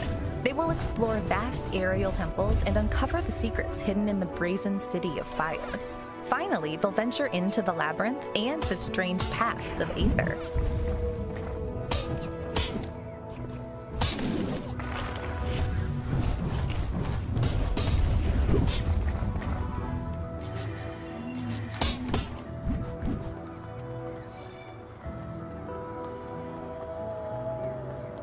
As you can see, the enemies are marked by the symbols of corresponding elements hovering over their heads. In the game, the player will have to learn to use different powers against different elemental enemies.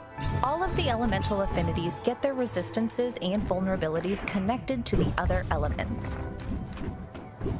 In the following video, you can see how our heroes will deal with 3 different enemies, mostly aligned with the element of Earth.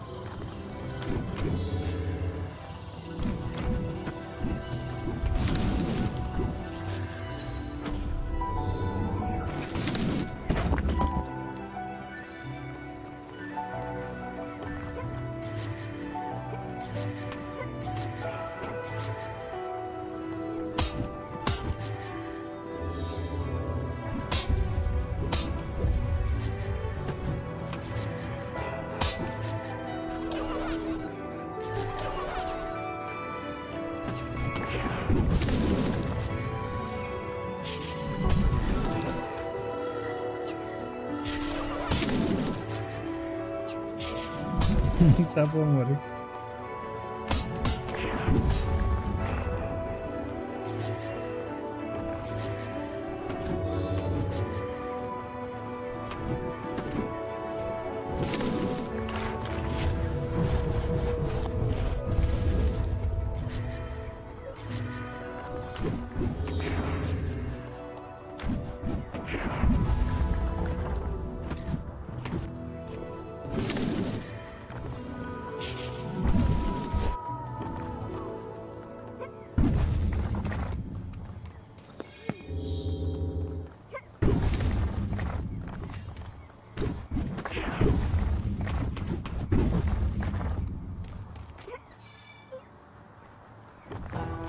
The enemy known as Jelly Bunny is the only one in this demo that can be seen in all of its 4 elemental variants.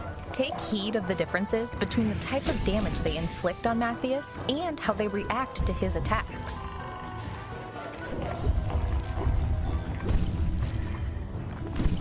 There will be 15 unique enemies within the game.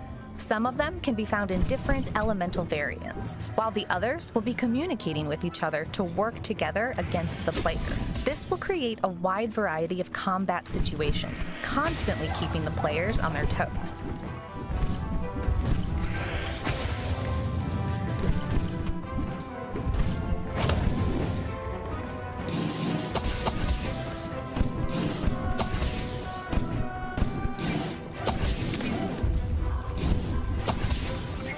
Thank you for watching this video. You can join our social network on the Discord channel to follow the development of the game.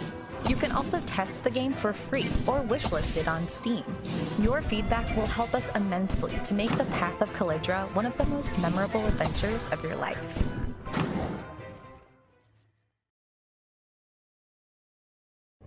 Okay, we need to take a short break, but coming up next, we've got a close look at Lemnis Gate and a bunch more trailers right after that. Gamescom Studio will be right back. Be right back. Gamescom 2021 is presented by Pluto TV, free to watch.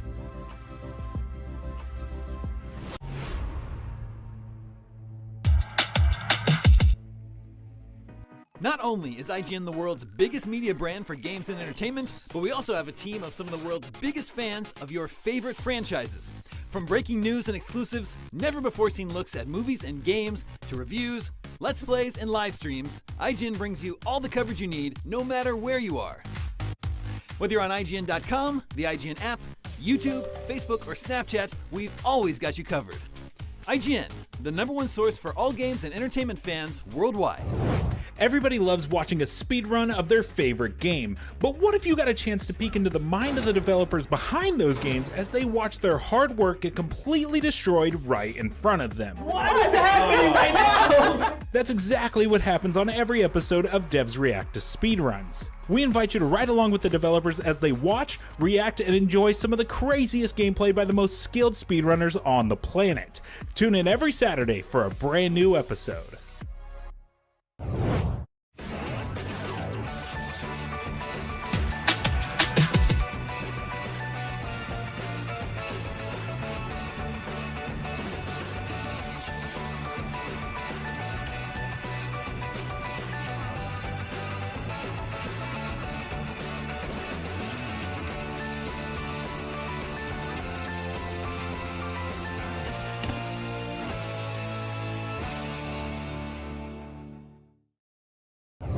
In a world with non-stop news about Marvel, DC, Star Wars, you need a show with accurate reporting, hard-hitting commentary, and me, Akeem Lawanson, host of IGN's news show, The Fix Entertainment. Whether it's the latest superhero scoop, film fiasco, or anime announcement, I'll be here covering all the breaking movie, TV, and streaming news that matters most to you. Make sure to catch The Fix Entertainment on IGN for your fix of entertainment news. Let's drop it.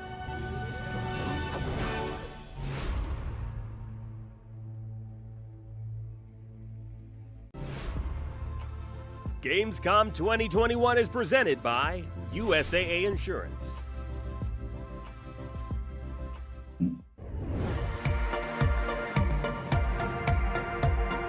Hi, my name is Ralf Reichert. I am founder and co-CEO of ESL. My favorite Gamescom memory is 2014, when for the first time we had a full hall full of esports. It's game on time here at ESL 1 for the grand final of Battlefield 4. Until then, we were guests at Gamescom, then we were an integral part and could show the world of gaming the power of esports.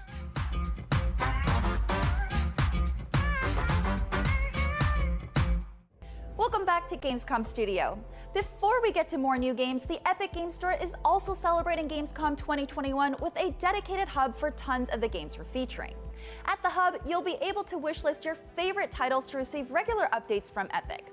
You can find it all at epicgames.com/store/events/Gamescom, or just follow the in-store messaging. Now, some video games are built on proven formulas, while others throw caution to the wind and get wildly experimental. But sometimes you get the best of both worlds. A game that combines several familiar game mechanics to create something totally new.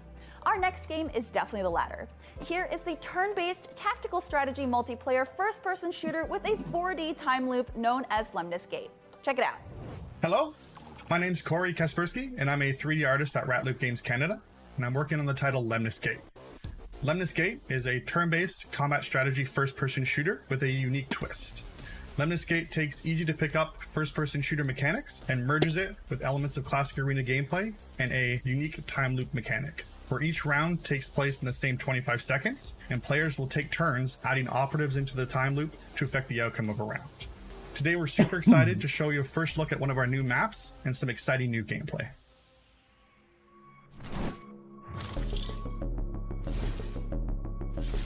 Prior studies suggested that Caldera was once covered by one big ocean. Upon arrival, Lemnis explorers only found its bottom. The planet's unbearable temperatures and now water scarcity only serve as extra defenses for the base's allocated resistors. So now that you've seen the map Caldera, let's jump into a match that's already underway and is in the later stages of the round. Caldera is a seek and destroy map where players will take turns either defending or attacking 2 points on the map. Each round in Lemnis Gate takes place in the same 25-second time loop. All of your actions on each of your turns are recorded and played back throughout the entire round. There are a variety of operatives to choose from. Each of them have their own unique abilities and skills. Striker, for example, can take advantage of long sight lines on Caldera to pick off opponents from across the map. Carl, who has a unique shielding ability, can use that to shield the objectives and protect them from damage. In Caldera, there are lots of unique opportunities and defensive points for players to use operatives such as Deathblow or Vendetta to set up turrets and mines at defensive choke points and prevent their opponents from capturing the objectives.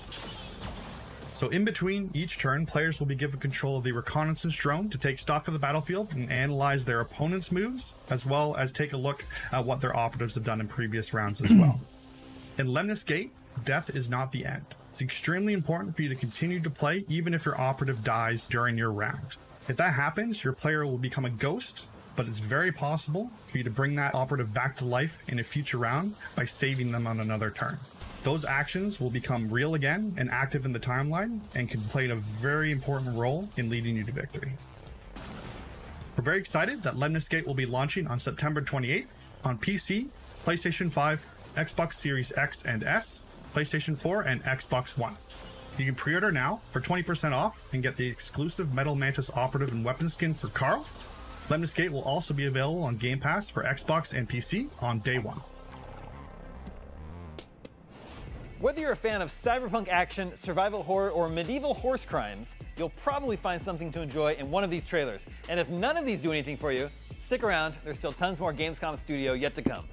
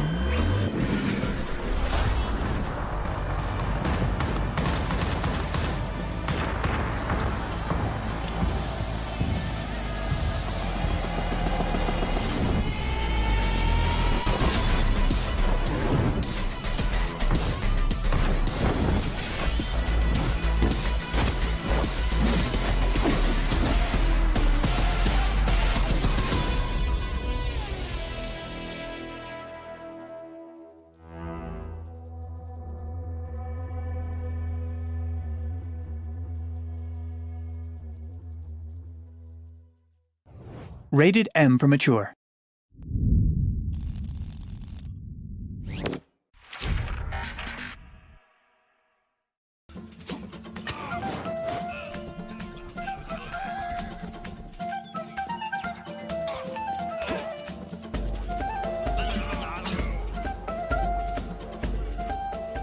Rustler is a wild, top-down medieval adventure experience releasing on August 31st.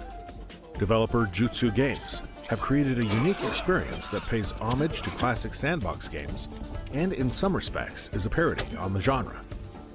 Rustler is set in a historically inaccurate medieval world filled with beatboxing bards, graffiti-tagged walls, and no-horse parking zones. In Rustler, you'll play as Guy, a peasant whose parents were apparently too lazy to give him a proper name. While he may still live with his mom, make no mistake, if you need a job done with the least amount of questions asked, he's your man, or Guy. During the main quest, you'll experience feudal injustices, inquisitions, witch hunting, and maybe even dig up some dragon bones? Guy's ultimate goal, however, is to gain entry into the grand tournament to win half the kingdom and the princess's hand. Due to his peasant roots, Guy will have to get quite creative to scheme his way in the tournament. To make that a reality, you'll have to form weird alliances, double-cross your enemies, and equip yourself with crazy disguises. And we can't forget about Guy's best friend, who has the most appropriate name ever, Buddy. He's a lifelong friend and the brains of the operations. Keep in mind you can always count on him. After all, he's your buddy. In Rustler, players can tackle the story at their own pace and ensue chaos upon the kingdom at their leisure.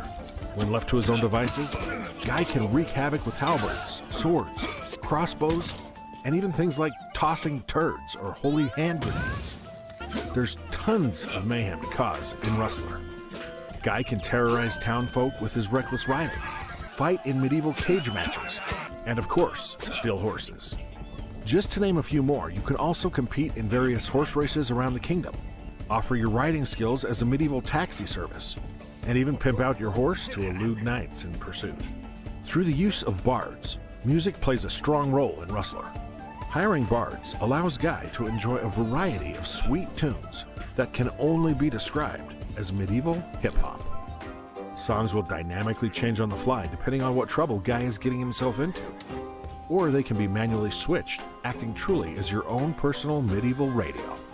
We're extremely excited for players to saddle up and enjoy the medieval madness that is Rustler when it releases August 31st. We thank everyone for tuning in, and if you'd like to support Rustler further, the game is available now for pre-order at select retailers.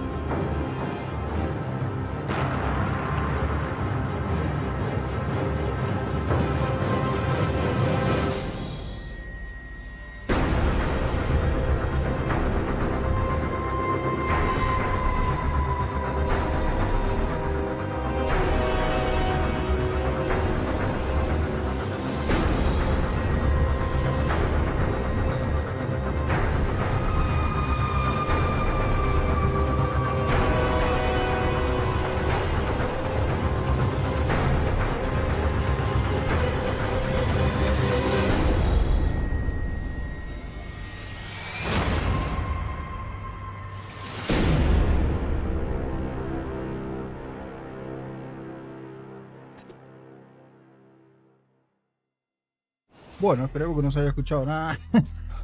No sé, es como que... No! Get the hell out of here! Siento como que tenía algo en la garganta, así. Para que sea, me está por agarrar la garganta, no vaya a ser eso. Lindsay, come in. The island is deserted. I haven't met anyone yet. But there are traces of human presence, and, you know, it's beautiful here. ¿El Stalker?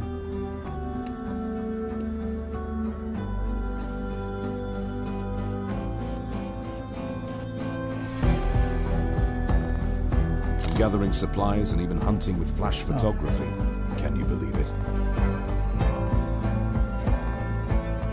But, damn, I don't trust this place.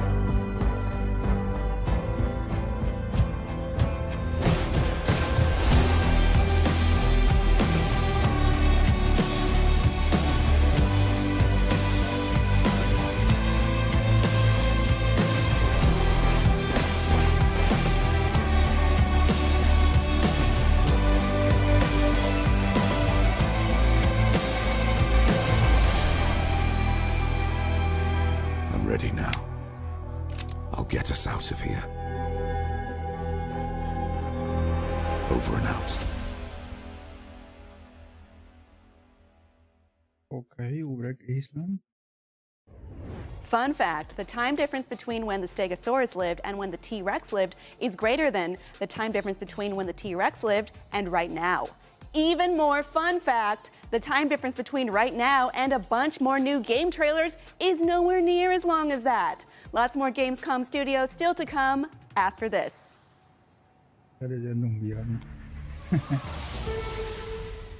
Crows is an upcoming open world shooter targeting a PC release. Let's take a look at the Crows gameplay trailer.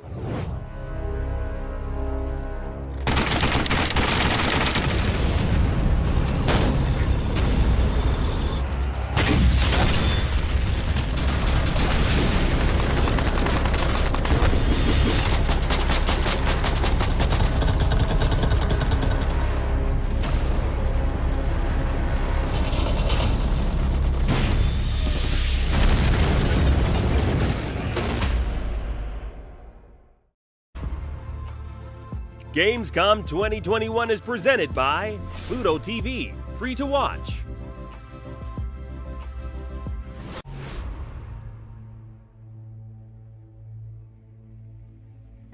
Not only is IGN the world's biggest media brand for games and entertainment, but we also have a team of some of the world's biggest fans of your favorite franchises. From breaking news and exclusives, never-before-seen looks at movies and games, to reviews, let's plays, and live streams, IGN brings you all the coverage you need, no matter where you are. Whether you're on IGN.com, the IGN app, YouTube, Facebook, or Snapchat, we've always got you covered. IGN, the #1 source for all games and entertainment fans worldwide. In a world with non-stop news about Marvel, DC, Star Wars, you need a show with accurate reporting, hard-hitting commentary, and... Me, Akeem Lawanson, host of IGN's news show, The Fix Entertainment. Whether it's the latest superhero scoop, film fiasco, or anime announcement, I'll be here covering all the breaking movie, TV, and streaming news that matters most to you. Make sure to catch The Fix Entertainment on IGN for your fix of entertainment news. Let's drop it. If you're not following IGN on social media, what are you waiting for? We're constantly updating our feeds to bring you the latest news, gameplay, custom original content, the best user-generated videos and art, memes, and a whole lot more. Be part of the conversation throughout the year. Follow IGN on Instagram, Twitter, Facebook, TikTok, and Snapchat. What's up everyone, Sydney here to bring you a little update about the future of IGN on YouTube. We've been listening to your feedback and it seems like some of you are more into games while others are more interested in movies and TV. So we got to thinking about it and decided, why not both? Our main channel will still bring you all the biggest news, reviews, previews, and trailers to keep you up to speed on the most important highlights. But if you only want games content 24/7, head over to IGN Games. Movies and TV more your thing? Check out IGN Movies and TV. More channels, more of the stuff you love, more IGN.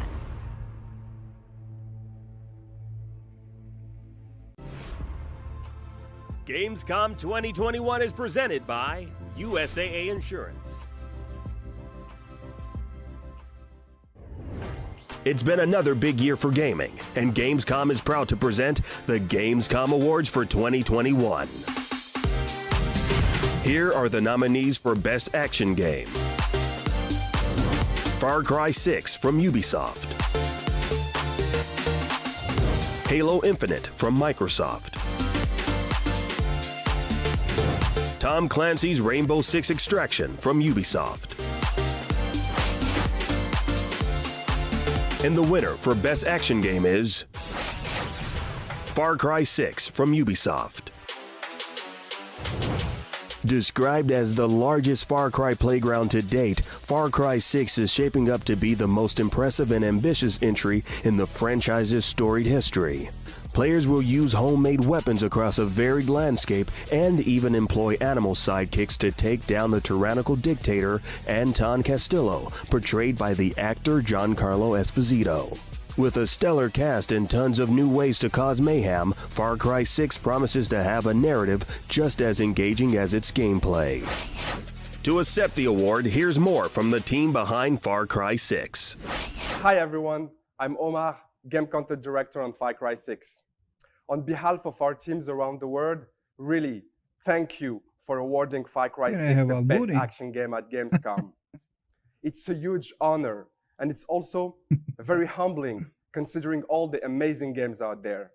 It speaks to the fantastic work our teams have done, and it's an honor to accept it on their behalf. It's the first time we're lead on the Far Cry game at Ubisoft Toronto, and we felt like we had quite a lot to live up to. And it's really exciting to see the reception so far, and we really can't wait for you all to play the game very soon, and maybe get to know if Diego and Vas are actually related, or maybe not. Anyway, see you October 7. Thanks, everyone. And welcome back to Gamescom Studio. We just gave out the Gamescom Award for Best in Action. And up next, we've got another hot and heavy roundup of amazing previews for new games that look like they might be gunning for the title next year. So get psyched, or prepare to be psyched involuntarily by these awesome trailers.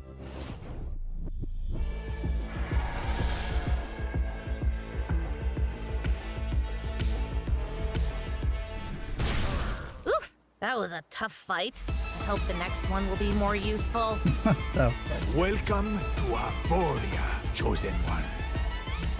Father Tree will create new Yotun warriors. As many as is needed to find and wipe this curse out of our world. Yes! Let's jump right into it.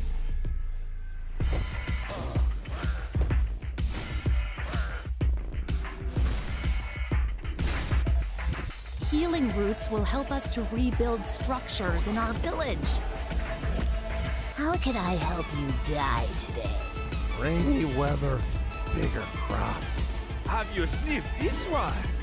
These bongos sure are strong, huh?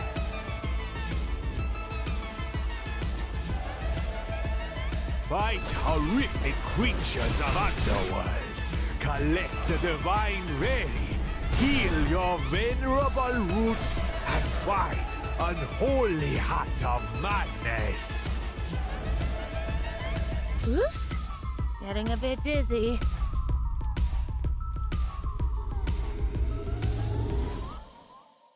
First time, it'll be fun. Trust me. Peggy 18.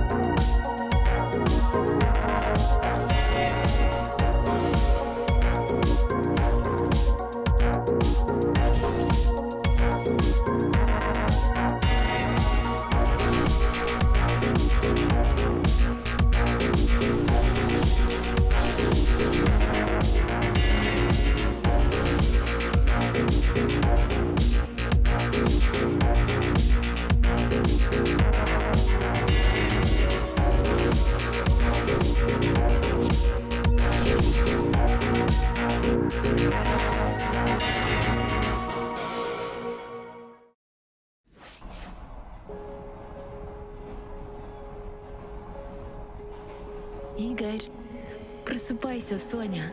Смотри, смотри, вон там. Я беру тебя, Игоря Хименюка, в законные мужья. И обещаю любить тебя, чтить и уважать. Быть тебе верной и не отрекаться от тебя, пока смерть не разлучит нас.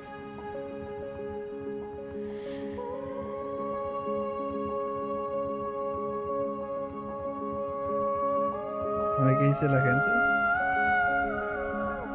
Игорь, что за дела? Ну ты так и не проснулся. Подъем. What the fuck? Horror. Очни. Чудо. Таня. Таня, прекращайте шутки. Sí, tiene pinta que es algo turbio.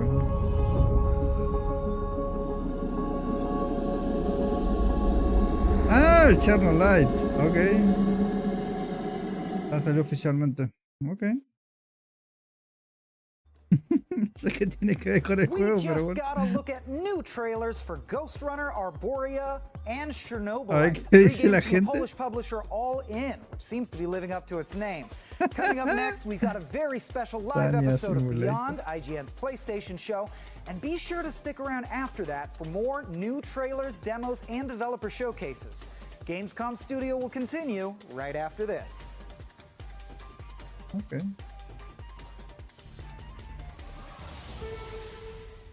From the legendary studio that changed strategy and tactics games forever comes Marvel's Midnight Suns, a new tactical RPG set in the darker side of the Marvel Universe where you'll get to team up with and live among Marvel legends as the Hunter, an all-new original hero brought back to life to fight demons from the underworld. Let's take a look at the trailer. First, they conquered humanity's greatest evil, and she lay in rest. Así que este va a ser un juego de estrategia por turnos, estilo XCOM del mar. Then they vanquished threats from beyond our stars. Y está hecho por Firaxis. Firaxis hace buenos juegos, por lo menos basándome en los Civilization.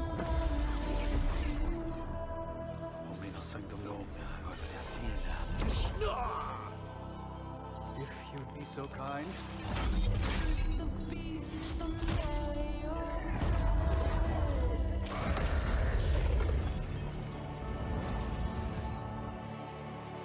Sanctum Legita. Sanctum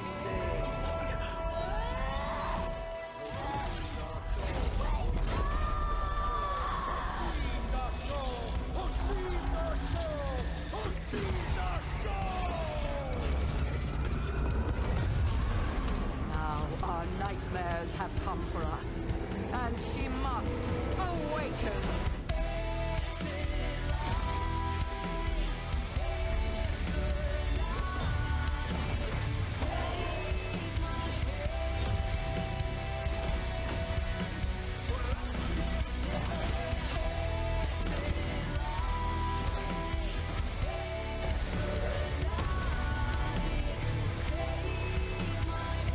Kerrigan del StarCraft.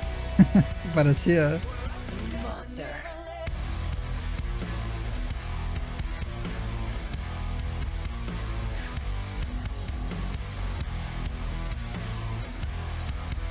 Cádense lo alto que es el pinche Blade, ¿verdad? No mames.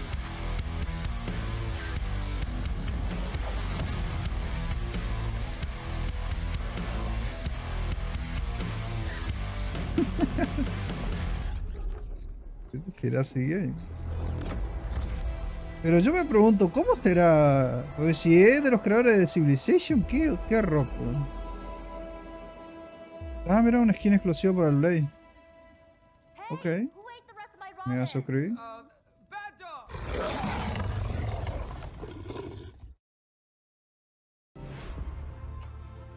Gamescom 2021 is presented by Pluto TV, free to watch.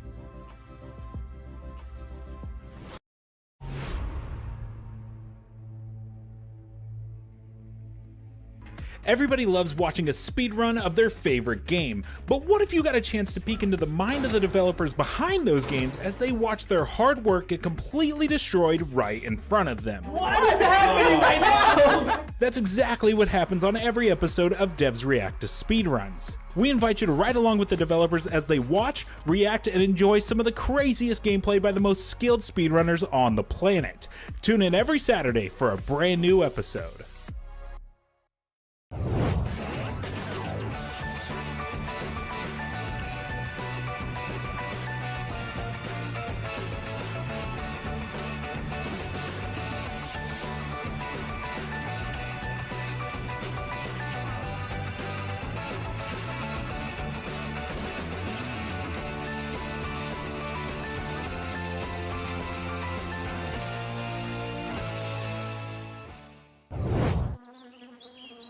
Ahí está el... From the creators of Plant Turismo, League of Legends, and Pinecraft.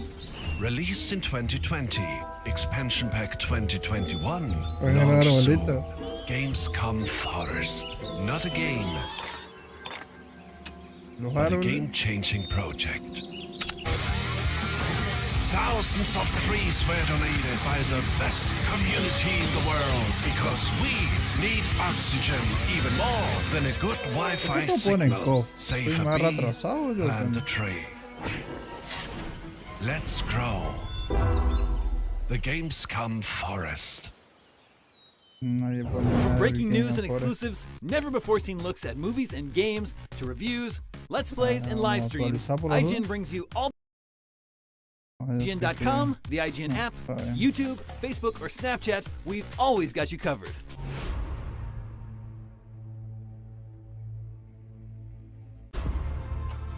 Gamescom 2021 is presented by USAA Insurance.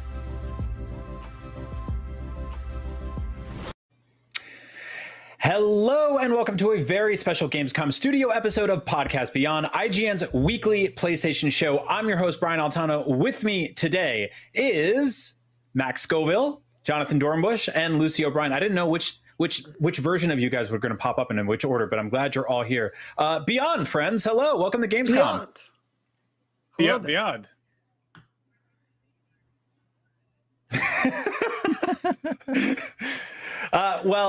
This was not exactly like a big PlayStation show, right? Like we didn't really get like big PlayStation showcase or like a E3 shaped press conference or really anything specifically from them. But we did get some great news and some sort of like PlayStation adjacent stories and stuff like that. So that's very cool. So let's break down some of the biggest things that happened. First of all, obviously Horizon got some updates. We got a brand new release date for the upcoming Horizon game and a new patch for Horizon Zero Dawn, which just hit PS5 just sort of quietly during the middle of the show, which is a nice surprise. Sony's rollout has been a little perplexing, but let's get into that. Jonathan, tell us about the Horizon Forbidden West release date. We know it's February 18th, 2022 on PS4 and PS5. How do you feel about this? I mean, I think it totally makes sense. You know, this is, we're a few weeks out from those reports where we were going to get, where we learned that there was supposedly a delay for Horizon, and Sony never commented at that point. My guess is because they wanted to actually put a specific release date to it, and they weren't just, wanting to put out a message of like, we're moving to 2022. They wanted to move specifically to a specific date. So I think February looks great. It's, it's the time of year when the original Horizon launched. So I think it's going to be probably a pretty good time to launch a Horizon sequel. Yeah. Lucy, what are your thoughts here? You're excited for this game, right? Oh, definitely. I mean, in terms of the release date delay, I think the messaging of it was really well handled. Like, it was presented as something that was quite celebratory, as opposed to, we're really sorry, but we've delayed this game. The reports were obviously quite watertight. And the messaging was, we needed to give our team some work-life balance. Like, the pandemic is real. The pandemic has been a background thing during the making of this game. And overall, I thought the messaging was really healthy and celebratory, and I'd like to see more of that when it comes to delays rather than, oh, this is such a bummer and we're really sorry. There's nothing to apologize for. This is the right move. I totally agree. I actually really appreciate the sort of like video messaging rather than just like the rectangular JPEG on Twitter. I feel like Cyberpunk did that for so long that it just became like a meme at this point, that if you delay a game using an image on social media, it just doesn't have the same heart as, you know, getting some figureheads from the studio to be like, we're hard at work. We're really proud of it, but things are difficult right now, so we're going to take our sweet time. We'll see you in a few months.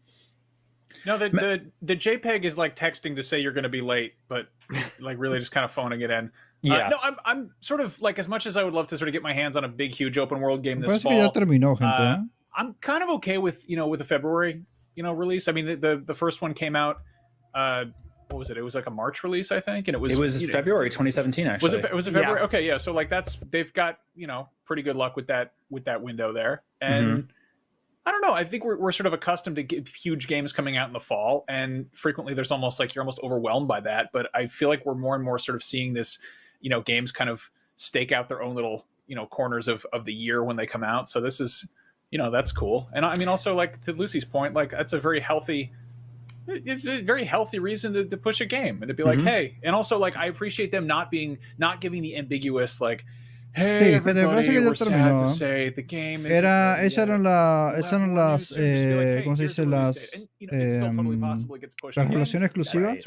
Y creo que al more se referían con esto.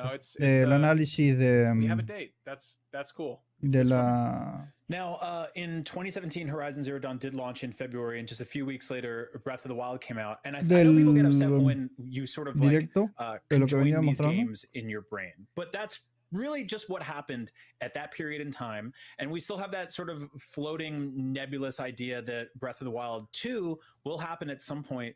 Do you all think that these games will just be forever, you know, sort of doppelgangers of each other? Like, will Breath of the Wild 2 come out very close to this and, you know, compete for time again? I remember, I believe the original Horizon sold around 10 million units, and Breath of the Wild has sold around 22, 23 so far. So, you know, both were wildly successful, but I feel like one sort of dominated the conversation for a while there. I mean, we also got that. Bueno, que estamos dejando el directo hasta aquí. Muy interesante las cosas que mostraron. El último fue el Chernobyl, que ya sale oficialmente, pareciera. Y ya, o sea, espero algún que otro juego que como que van a sacar DLCs y demás por lo que he visto. Y no mostraron nada de Battlefield más que el tráiler viejo, lo que hicieron, lo que estaban reanalizándolo al principio. Y poco más. Así que bueno, gente, nos estamos viendo en un próximo directo gameplay. Salute.